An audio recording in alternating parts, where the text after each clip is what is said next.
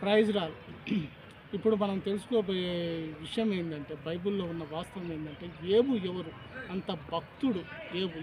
ఎవరికి భక్తుడు అంటే యెహోవా దేవుడికి, యేసు ప్రభుకి ప్రియమైన మన పేతురు ఎలా బుద్ధి బిడ్డనో అలాగే కూడా ఏబు కూడా ప్రతి గ్రంథంలో ప్రతి విశ్వాసం ముద్దు బిడ్డ అన్నమాట. ఎవరనగా దేవుడికి ప్రార్థిస్తారో వాళ్ళు మన తండ్రి ఆ ప్రార్థన వినటానికి ప్రియమైన బిడ్డలు ఎన్నడూ మర్చిపోడన్నమాట. ఏబు గురించి మనం ఇప్పుడు తెలుసుకుంటున్నాం. ఏబుని సాతాన్ గాడు పరీక్షించడానికి మొత్తము పొలాలు అయితేమి, ఇల్లు అయితేమి, మొత్తము అన్నీ కోల్పోతాడు. ఎవరు? ఏబు. అన్నీ కోల్పోయి మొత్తము ఒళ్ళంతా జిలబుడుతూ ఉంటుంది.